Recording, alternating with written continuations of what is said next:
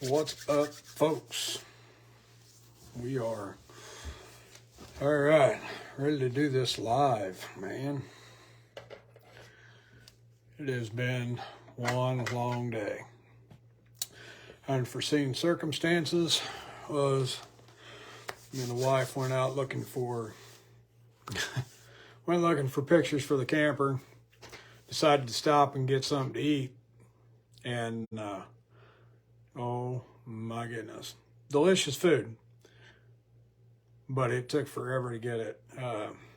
We should have been back well before 6 o'clock. We sat down to eat dinner, and it just wasn't in the cards. So ended up drinking a few beers while we sat and waited, and contemplating on doing the live, but I didn't grab the questions before I left, and had everything written down. I'd already deleted the emails and the messages that came through since I'd already written the questions down. So I'll give everybody a few minutes to get on. As I've said before, this will all be live on, this will all be on our website in a few days. Had to change that around a little bit. Website only allows so much storage, so since they only allow so much storage per payment plan with the website, so I decided to they only allow so much, and kind of ran out of space doing these live Q&As. Seemed like every one of them 2-3 gigabytes, and I think they only allowed, I think it was like 10 gigs or something of that nature. But either way, decided that we're going to put them on YouTube, and it'll be on YouTube as well as our website. If you go to our website, it's a link to our YouTube page. So if you've not checked our YouTube page out, I encourage you to do so. And there's also tips and questions and little know-how, this and that, video promos, couple. I think I've got a couple of my videos from years past, from back when I was on Game Seekers Outdoors, before I started standalone. As I said before, we're starting to do some rebranding, still starting to do some relooking. We're going to get back to the roots. No more staff. Looks like that it's just standalone outdoors. We stand alone here. So anyway, let's get on with this Q&A, because I am ready to sit down and relax after the long-waited meal.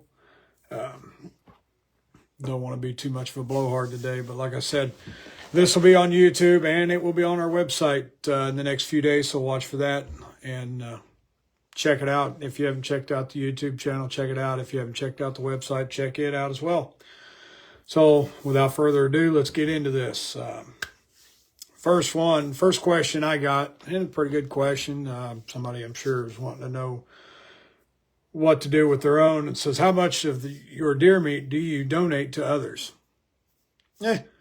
Just depends. I think I've said it before, and I may have answered this question before, but I don't donate anything. That I fill my freezer first for my family, and then if I have extra, then I donate it to family members, my kids, my in-laws, my dad. Try to share some at work a little bit. Have done that a couple of times. So there's not really it's not really about a percentage wise or any of that nature. It's just I fill my freezer first, get the meat for myself and for my wife, and then I donate it if I've got it. First and foremost is I'm out here doing this not only because I love it, but to also help feed my own family. So if there's extra after I get, and generally now that my children are grown and out of the house, I think me and my wife can comfortably eat 2 deer on our own. I think we've probably ate close to a deer and a half now, but I had a lot done in special stuff this year. So either way, but if I get them 2 deer, if I kill any other deer, then by all means, I give it away that way. Me and my dad, we share. You know, if I run out of burger and he's got spare, he'll bring me over some. If then vice versa, you know, if he runs out and I've got spare burger or even spare loins, you know, I'll take them over to him. But I don't set out any particular amount of my deer meat to donate. I'm in this pretty much for my family and not to donate the meat. I only kill what I can eat. If I kill too many, like I said, then I'll donate it. But I try to stay with what me and the wife can safely consume, and we go from there. But along with that, there's squirrel, there's rabbit.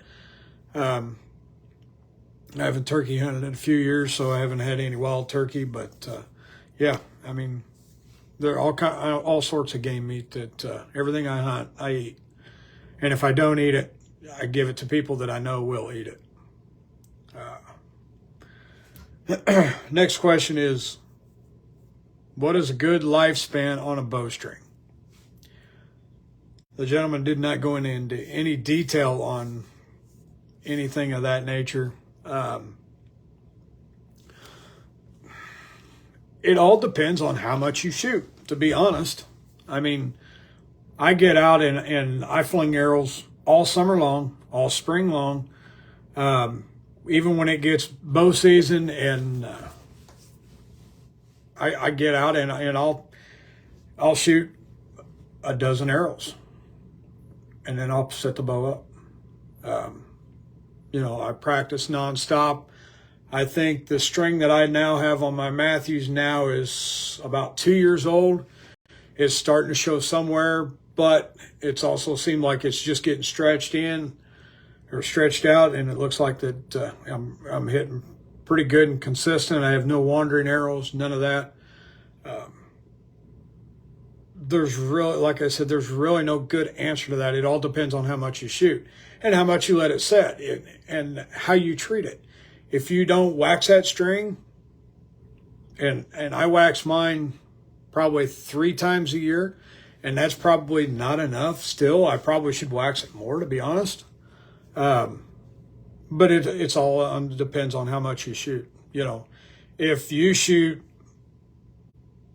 if the only time you ever shoot is you drag it out a week before season and you fling some arrows that week, and then you don't shoot it again until you shoot your first animal, I mean, that string could last you 5, 6, 7 years even. Could last even longer than that. I'm not, you know, I've changed. I've had this Z7 for, let's see, probably 10 years. And I've changed the string a total of 3 times in that 10 years. But like I said, I shoot all year long. I mean, nonstop, bows out. Had it out this weekend, shot, you know, 3 or 4 arrows, or 3 or 4 dozen arrows on Friday afternoon when I was off work. You know, I mean, it just, when I've got spare time, if it's not too hot, not too windy here at the house, I get out and shoot. If it's like it is today, it's 98, 95, 96 degrees outside, humidity's high, wind's blowing hard, I'm not going to go out and shoot. You know, that's just me. Some people are diehard and shoot more.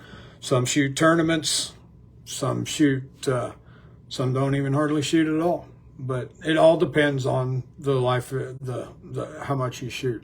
And if you're in any question on your bowstring whatsoever, by far am I an archery pro and an archery guru of, you know, don't listen to me. I'm gonna be honest. Do not listen to me. I may be wrong. I don't want to steer anybody in the wrong direction. I am by far a professional at archery as far as taking care of a bow. I mean, I take care of my equipment quite well. I wax my string. I wax my cables. I check everything up. Everything gets checked before season. When I stood at the beginning of the year, every time I get ready to shoot, I have just a system. I look at the string, I look at the cables, I look at the cams, kind of feel everything, check my peep sight, check my serving, and all that good stuff. I run through all that. And if I've got any question, I take it to a pro shop. And I mean, rightfully so. I mean, unless you do that work yourself, and I don't know of very many people that have their own bow jig to restring their own bow. And some do and some don't, but I do not. I take mine to a pro shop every time I need the string changed. If there's anything major that needs to be done to the bow, it goes to the shop. Now, peep sight comes out, D-loop comes off, kisser button comes off, things like that I'm able to reattach, and I know how to do it.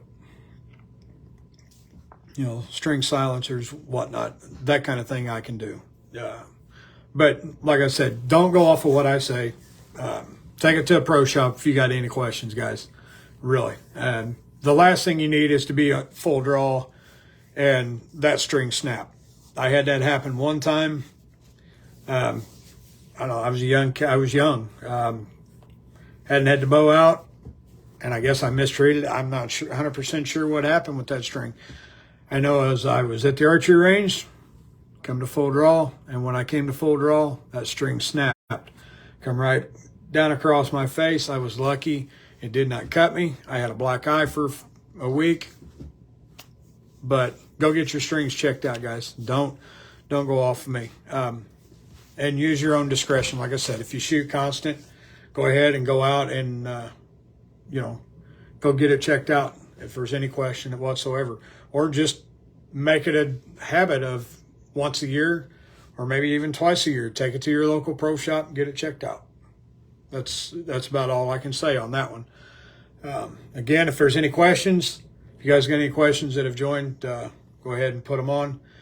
If not, we're going to roll on along to the next question. And it's another archery related question. And I had to do some digging because the laws have changed since I was a wee young lad. The question was, what is the legal poundage for a bow in Illinois? Okay, so let's talk legal poundage first. Legal poundage, 30 pounds, is what the state of Illinois deems legal. What is ethical? My personal opinion, nothing less than 50.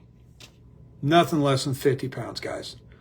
I say that because wholeheartedly in my heart and from what I've seen in past experiences, and it may not be true with today's bows. The older bows were a whole lot different and set a whole lot different. But a bow to me at 50 pounds will enable you to shoot to a max of about 30 yards, maybe 40. It just depends on the bow you're shooting, depends on the weight of arrow you're shooting, the weight of broadhead, how it's tuned, who tunes it, and whatnot. To me, anything under 50 is not ethical. I have a 50-pound bow. I've shot a couple of times with that 50-pound bow. I do not deer hunt with it, but I've flung arrows with it. And to me, it just does not get the penetration, and I'm afraid that it wouldn't get the penetration. My wife is looking to bow hunt this year, and she's wanting to shoot a regular bow. I've got my crossbow set up for her, but she can't pull 50 pounds back yet. She's at probably 40, maybe 45 pounds. She could legally hunt in the state of Illinois with it, but I want her to go out and be able to stick a deer, kill a deer at 30 plus yards. To me, I don't know. Like I said, the bow that I've shot with 50 pounds is not I know you're trying. I know it's not an up-to-date bow, but it'll shoot. And I can fling arrows at 40 yards, and I get about 3.5 inches of penetration into my target. Now, in a deer hide, that might be a little different. And it's also going to depend on what kind of broadhead you decide to shoot. Mechanical, fixed, mechanical, a 30 pounds may not do the job. You may not be able to get that to deploy. I'm not sure. I shoot an Executioner. I know they make them for lower poundage bows. And I have shot with 50 pounds, I have shot one of them Executioner broadheads out and into my target, and it deploys. I'm not going to say that it won't with a 30 or a 40. I don't know. I don't have a bow to test that with. But to me, that is 30 pounds is way too low, and I'm sure they've set that so that the youth can hunt. And nothing against the youth hunting. I'm all for it. I've got my kids out, and I tried to get them to hunt. My oldest daughter hunts. My youngest daughter, she has hunted, and we've all hunted. But I'm not against the youth hunting, but that may be why the state of Illinois put that way. I don't know. I don't know. You just don't try to guess the state of Illinois. Some of the rules are hard to understand sometimes, and I'm not going to go into any of that. We're not going to get into politics here on this channel. I will not ever speak of politics here, but that's just my personal opinion on things. To me, it should be set at 50 pounds across the board. I believe I seen on there also that crossbow, you must be at 150 pounds draw weight. I think most of today's crossbows that are out there, I think most of them, that's probably the minimum they go is 150. I'm not sure. I know the crossbow that I have, that is the minimum is 150. It is a 150 pound draw. So it does the job. It will ethically shoot, and you can reach out there at 30 yards with that crossbow and shoot and feel comfortable at shooting a deer with it. Anything past that, now I've shot at 40, and it's so slow. It's just a El Cheapo from Rural King. You can see the arc as it goes up at 40, and you get about 1.5 to 2 inches of penetration and a target. And anything outside of 30 yards, I don't think it'd be where the dead go. But I've yet to harvest a deer, and like I said, I've got it set for the wife. She's been shooting it until she gets strong enough to where she can pull that compound back at 50, and then we can go from there. And but we'll see if maybe she can stick one this year, and maybe I'll be right along with her and be able to show you that and get that on film. But that's neither here nor there. Season's still another few months away. We're looking up, it's going into the 7th month, guys. We're 3 months here in the state of Illinois from being opening day, and boy, I'm pumped. I'm ready to go. Got some decent bucks on the trail camera, and got some does moving around too. A few little babies. Although I can't shoot the babies out there in the spot that I'm at, but hey, it's fun to watch them, fun to sit there and enjoy them, and it's very enjoyable. I love archery hunting just for that reason. But if anybody else has got questions, that's all I've got as far as questions that came in this week. We appreciate you guys tuning in, and like again, I'm sorry for the delay. Dinner time just got in the way. But sometimes that happens. We all got lives. We're all living. It's a blue-collar world here. I work a 9-to-5 job. Well, not really a 9-to-5 job, but I work a job outside of Standalone Outdoors. This is by far not my full-time gig. Maybe one day it will be. But we shall see one day, and hopefully I can make it big. Not sure what happened on the live or on the episode this morning at 9 o'clock. I've yet to hear back from Jody. Gen 7 on that. Looks like what aired this morning was the Hunt for Fence Line Part 2. And so that was this year's footage. And I hope that you guys tuned in and watched it. I did delete some posts, and I might have deleted it here off the page because at first there were some technical difficulties going on with the platform. We got her fixed, up and going, and episode aired started at about, I think it was 3 or 4 after 9 this morning that it started. But stay tuned, stay watching the page, and we'll announce each and every time that show is going to be aired. We'll also announce when the on demand is on now, and I think right now what is on is episodes or seasons 1 through 5. It might be season 6 might have started on there. I know Jody was going to do some work on that this morning and this afternoon, and hopefully we get all that stuff straightened out. But I want to thank you guys for tuning in today. I want to thank you guys for watching all the shows on TV. We appreciate it. We appreciate each and every view. Makes this thing a whole lot easier. Love you too. Yeah, I know. But we appreciate it, guys, and we appreciate everything you guys do and for making this happen. So without further ado, we're going to get out of here. I'm going to go get a shower and try to get myself ready for bed. Got to get up early in the morning, do the job. Thanks, guys.